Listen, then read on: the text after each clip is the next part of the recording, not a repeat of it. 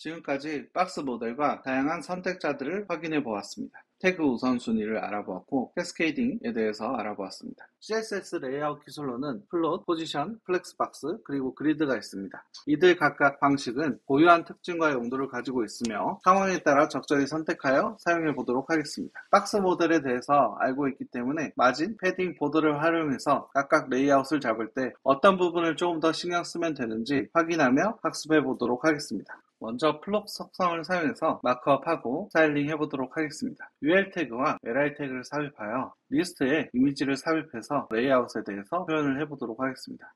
이미지를 삽입할 때 Alt 속성을 사용해서 이미지에 대해서 표현을 해줄 수 있는데요. 이미지를 볼 수 없는 환경이나 접근성이 필요한 사용자에게 대체 텍스트를 제공해 줌으로써 검색 엔진 최적화와 접근성을 동시에 충족시킬 수 있습니다. 또 만약 설명이 길어질 경우 aria described by 라고 해서 이미지에 대해서 긴 설명을 추가해 볼 수도 있습니다.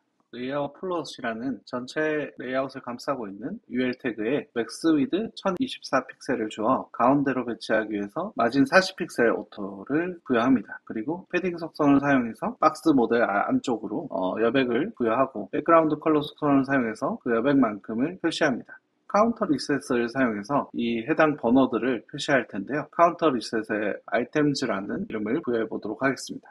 다음으로 자선 클래스 선택자 요소들인 아이템 클래스에 대해서 각각 넓이를 33.3%로 배치하기 위해서 너비를 주고 높이를 150픽셀로 부여합니다. 그런 다음 라지 클래스를 가지고 있는 경우에는 높이가 300픽셀을 가지도록 합니다. 카운트 클래스 선택자를 기준으로 비포 가상 요소 선택자를 사용해서 아까 선언했던 아이템즈를 인크리먼트 합니다. 콘텐트에 카운터 함수를 사용해서 해당 속성을 순번으로 표시할 수 있습니다. 이미지 요소에 오브젝트 핏 커버 속성을 주어 이미지가 가득 채워지도록 구성합니다. 마지막으로 플롯 속성으로 레이아웃을 잡았을 경우 꼭 해제를 해줘야 된다는 점입니다. 만약 해제를 해주지 않으면 스타일링이 이렇게 붕 떠서 나타나게 되는 것을 확인할 수 있는데요. 이는 플롯이 붕 뜨는 성질을 가지고 있기 때문입니다. 꼭 해제를 해줘야 되는데 주로 클리어 보스를 사용한다고 보시면 되겠습니다. 그리고 클리어 픽스라는 클래스 속성을 만들어서 부모 태그에 지정을 해주게 되면 가상 요소 선택자로 가장 마지막 요소에 포함되는 것을 확인할 수 있는데요. 이처럼 플롯을 해제하기 위해서는 동등선상에 있는 li 태그들과 같이 존재해야 된다는 것입니다. 이와 같이 플롯 속성을 사용하면 왼쪽이나 오른쪽으로 나열되는 레이아웃을 만들어 볼 수 있습니다. 다음으로 포지션 속성을 사용해서 레이어를 겹쳐서 나타내 보도록 하겠습니다. 마찬가지로 UL 태그를 사용해서 리스트들을 쭉 나열하고 내부에 Alt 속성을 사용해서 자세히 이미지에 대한 묘사를 표현해주고 포지션 속성을 사용해서 스타일링 해보도록 하겠습니다. 아이템 요소들을 쭉 나열하고 포지션 속성을 부여하여 해당 아이템들이 렐러티브 속성을 갖도록 부여합니다. Z인덱스를 기본적으로 5로 지정하여 레이어를 어떻게 겹칠지를 수치로 표현할 수 있습니다. 가장 첫 번째 요소에 탑 마이너스 50픽셀과 레프트 200픽셀을 통해서 왼쪽부터 200픽셀 정도 떨어져 있고 위쪽으로 마이너스 50픽셀 정도 올라간 블럭을 만들어 볼 수 있겠고 8n-6으로 8개 중에 6개를 뺀 두 번째마다 픽스드 속성을 부여해서 문서의 흐름과 상관없이 최상위 요소인 바디 요소를 기준으로 스크롤과 상관없이 고정된 위치를 갖도록 합니다. 브라우저 창 가장 왼쪽에서부터 레프트 속성으로 20% 정도 항상 띄워지게 됩니다. 다음과 같이 극단적인 예시도 확인할 수 있겠죠. 그리고 Z인덱스가 3이기 때문에 5보다 하위 레이어로 표시되게 됩니다. 그리고 탑 150픽셀이기 때문에 항상 150픽셀 떨어진 위치에서 스크롤할 때 따라 내려오는 것을 확인할 수 있습니다. 다음으로 en 플러스 3으로 세 번째부터 두 번째마다 포지션 스티키 속성을 사용하여 항상 스크롤이 되면서 자연스럽게 탑 0 속성을 사용해서 붙어서 따라 내려가고 위로 올라가게 되었을 때 원위치로 돌아가게 해볼 수도 있겠습니다. Z인덱스는 2이기 때문에 3보다는 아래쪽에 레이어로 배치가 되고 다음 스티키 속성을 만나게 되면 같이 이렇게 따라 내려가는 것을 확인할 수 있습니다. 스티키 속성은 스크롤 할 때 이렇게 겹쳐서 계속 내려가고 스크롤을 올렸을 때는 원위치로 돌아가는 것을 확인할 수 있습니다. 그리고 여섯 번째 요소는 Z인덱스 속성을 마이너스 1로 부여하여 배경 레이어보다 아래쪽에 있는 것을 확인할 수 있습니다. 플롯과 마찬가지로 카운트 클래스 선택자에 비포 가상 요소 선택자를 부여하여 숫자를 표시하기 위해서 카운트 함수를 사용해서 콘텐트를 채워주었습니다. 다음과 같이 포지션, 렐러티브, 앱솔루트, 픽스드, 스티키를 알아보았고 각각 속성들을 어떻게 사용하는지 그리고 사인 맥락이라고 하는 스태킹 콘텍스트를 활용하여 레이어의 순서를 조정할 수 있는 것을 알아보았습니다. 다음으로 플렉스 속성을 사용해 보도록 하겠습니다. 플렉스 속성은 현재 웹페이지의 레이아웃 배치에 가장 많이 사용되는 속성입니다. 요소들을 수평 또는 수직 방향으로 배치할 수 있고 부모 요소인 플렉스 컨테이너와 다식 요소인 플렉스 아이템즈로 구성됩니다. 플렉스 컨테이너에는 디스플레이 속성으로 플렉스, 인라인 플렉스, 그리고 플렉스 디렉션으로 방향을 로우나 컬럼으로 조정하여 가로, 세로로 정할 수 있습니다. 그리고 플렉스 랩 속성을 사용해서 줄바꿈 여부를 결정할 수 있고 저스티파이 콘텐트, 얼라인 아이템즈 속성들을 사용해서 요소들을 어떻게 배치할지를 결정할 수 있습니다. 이전 예제와 마찬가지로 UL 태그와 LI 태그를 사용해서 이미지 요소를 배치를 하고 플렉스 속성을 학습해 보도록 하겠습니다. 앞서 common.css를 추가로 포함시켰는데요. 다음과 같이 레이어 베이스를 두고 자주 쓰게 되는 스크린 리더 올리 그리고 h1, 패딩 클래스를 각각 common.css로 뽑아내서 링크로 불러오도록 합니다. 그러면 reset.css가 웹브라우저나 기기의 초기화를 돕고 common.css로 공통적인 내용들을 작성을 하고 그 다음으로 각각의 속성에 맞는 CSS를 링크로 가져와서 스타일링합니다. 처음에 다음과 같이 작성되어 있는 상태에서 플렉스 속성으로 작성하게 되면 로우 기준으로 전체적으로 배치가 되는데 플렉스 랩을 통해서 컨테이너가 만들어진 상태에서 플렉스 아이템들이 아래로 떨어지게 됩니다. 그리고 저스티파이 콘텐트 속성을 사용해서 균등한 공백들을 가지도록 구현을 할 수 있고 얼라인 아이템즈를 스트레치로 해서 아래쪽으로 쭉 뻗치게 되는데 뻗치게 될 때 이렇게 끝까지 늘어나게 됩니다. 다음으로 마진 40픽셀 오토를 통해서 중앙 컨테이너를 잡도록 하고 패딩 속성을 통해서 안쪽 여백을 삽입하게 됩니다. 카운터 리셋은 번호를 나타내기 위해서 사용하고 있습니다. 그리고 각각 LI 태그에 포지션 렐러티브를 주어서 앱솔루트된 숫자들이 띄워질 수 있도록 하고 안쪽에서도 디스플레이 플렉스 속성을 통해서 배치를 할 수 있습니다. 처음에는 스트레치된 형태에서 플렉스 엔드를 통해 아래쪽으로 붙일 수 있고 다른 쪽으로 붙이고 싶다면 베이스라인 또는 센터, 엔드, 플렉스 스타트 이런 식으로 배치를 할 수 있습니다.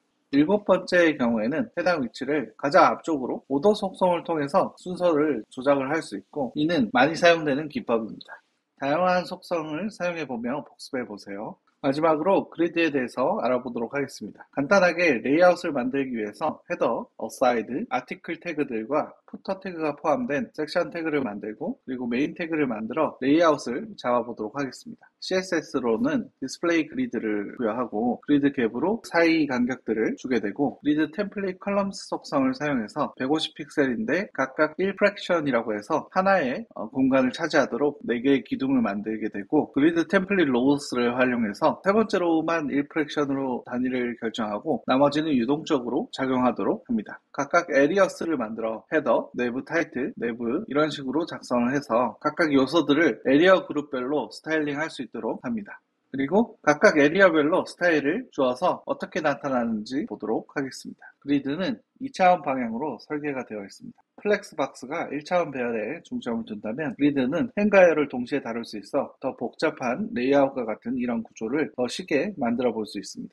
개발자 도구에서 그리드 버튼을 눌러 몇 번째 컬럼이 있고 몇 번째 로우가 있는지 확인할 수 있습니다. 마치 엑셀처럼 짜여져 있는 것을 확인할 수 있습니다. 우선 그리드 템플릿 컬럼 속성을 사용해서 첫 번째 컬럼만 150픽셀로 지정이 되고 나머지 기둥은 균등하게 1프랙션씩 차지하도록 하여 150픽셀만 유지되는 것을 확인할 수 있습니다. 그리고 로우는 기본값은 오토인데 세 번째 영역만 1프랙션 영역을 차지하도록 해서 나머지는 균등하게 배치되도록 합니다. 이렇게 지금 현재 하나, 둘, 셋, 넷, 5개의 기둥이 있는데 그 5개의 기둥을 에리어로 설정했기 때문에 헤더 영역에 백그라운드 컬러를 부여할 수 있습니다. 어사이드도 마찬가지로 부여할 수 있게 H2 영역 그리고 아티클 영역 이렇게 각각 스타일링을 부여할 수 있습니다. 이와 같이 엑셀 모양처럼 다양한 레이아웃을 만들 수 있기 때문에 그리드를 활용해서 이런 전체적인 레이아웃을 한번 만들어 보세요. 지금부터는 이미지 리소스를 사용하는 방법을 알아보도록 하겠습니다. 지금까지 CSS를 사용해서 레이아웃을 잡는 것을 배웠으니 인터랙티브 웹을 만들 때 사용되는 다양한 리소스에 대해서 알아보도록 하겠습니다. 웹페이지를 만들기 위해 HTML과 CSS뿐만 아니라 다양한 리소스를 활용하게 됩니다. 그 중에서 먼저 이미지, 폰트, 그리고 SVG를 다루는 방법들에 대해서 학습해 봅시다.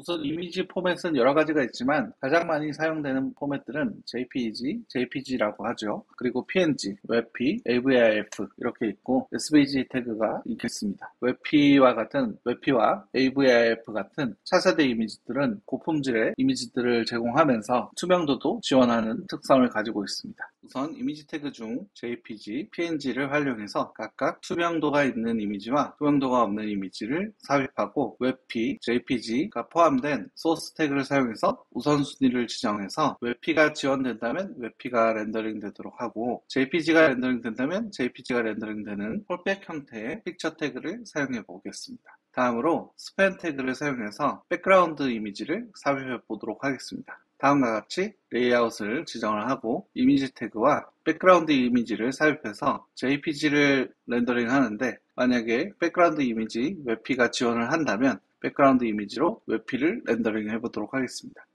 어떤 이미지가 렌더링 됐는지 확인하기 위해 네트워크 탭에서 이미지를 필터링해서 확인을 해보니 JPG, PNG, 그리고 WebP가 두 개 다 로드된 것을 확인할 수 있습니다. 크롬 브라우저에서는 WebP를 지원하기도 하고 해당 이미지가 정상적인 이미지이기 때문에 렌더링 되는 것을 확인할 수 있습니다. 폴백이란 어떤 기능이 제대로 동작하지 않을 때 대체제로 사용할 수 있는 것을 선언하는 것을 의미합니다. 브라우저 호환성이 좋지 않거나 호환되지 않은 브라우저에서 사용할 수 있는 코드를 폴백 코드로 삽입할 수 있습니다. 픽처 태그와 비디오 태그 같은 경우는 소스 태그를 사용해서 폴백 구조를 만들어 볼 수 있습니다. 다음으로 폰트를 사용해 볼 텐데요. 웹페이지에서 폰트를 사용하기 위해서는 TTF, OTF와 같은 폰트들과 웹에서 사용하는 경량화된 폰트인 우프나 우프2가 있습니다. 현재는 대부분 우프2를 지원하므로 우프2를 사용해서 렌더링 해보도록 하겠습니다. 구글 폰트를 검색해서 구글 폰트 사이트로 접속합니다. 구글 폰트 사이트에서 노토산스를 사용해 보도록 하겠습니다. 노토산스를 검색하게 되면 노토산스 코리안 폰트가 있고 해당 폰트를 개폰트를 눌러서 임베드 할 수 있도록 합니다. 여기에서 전체 코드를 카피하여 HTML에 삽입합니다. 그리고 thin, regular, medium을 폰트 굵기로 각각 클래스로 삽입해서 적용해 보도록 하겠습니다. 각각 클래스마다 폰트 웨이트 100, 400, 500을 지정하여 폰트 굵기를 표시해 보도록 하겠습니다. 우선 제일 위에 P태그는 기본 시스템 폰트가 적용된 것을 확인할 수 있고 두 번째부터 폰트 패밀리가 노토산스로 지정된 것을 확인할 수 있는데 여기서 굵기가 가장 얇은 100을 지정을 해놓고 레귤러는 400 보통 굵기로 지정이 되어 있고 미디엄인 500은 조금 더 굵게 표현이 됩니다. 여기서 900까지 폰트를 굵게 조정할 수 있도록 링크 태그로 가져온 상태입니다.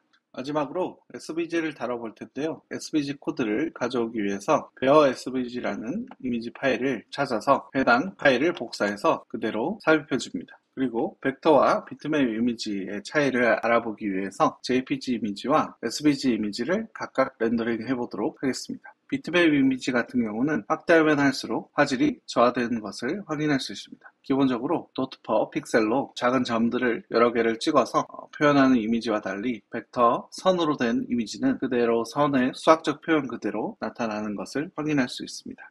다음과 같이 SVG를 이미지 태그로 로드할 수도 있겠지만 SVG 이미지 태그 자체를 가져와서 HTML로 렌더링하는 방식은 조금 차이가 있습니다. 이미지 태그로 가져올 경우에는 내부 조작이나 SVG 태그 각각의 패스나 다른 숫자들로 되어 있는 수학적 표현들을 자바스크립트로 수정하기가 힘듭니다. 하지만 인라인 코드는 패스를 자유자재로 수정할 수 있으므로 다양한 패스 애니메이션이나 모핑 애니메이션 등등을 적용해서 인터랙티브한 효과를 줄 수 있습니다. 이번 장에서는 CSS 파일 생성과 HTML 문서 연결 방법을 시작으로 다양한 선택자의 특징과 차이점을 살펴보았습니다. 태그, 클래스, 아이디 선택자부터 가상 클래스, 가상 요소 선택자까지 각각의 적절한 사용법을 익혔고 복잡한 선택자들도 사용해서 다양한 계산식을 만들어 보기도 했습니다. 그리고 플롯, 포지션, 플렉스 박스, 그리드를 사용해서 상황에 맞는 레이아웃들을 배워보았고 마지막으로 리소스를 다루어서 폰트, 이미지 SVG 등 웹에서 자주 사용되는 리소스를 어떻게 렌더링하면 되는지 알아보았습니다. 다음 장에서는 이를 바탕으로 조금 더 동적이고 인터랙티브한 웹페이지를 만들기 위한 고급 CSS 속성들을 다뤄보도록 하겠습니다. 감사합니다.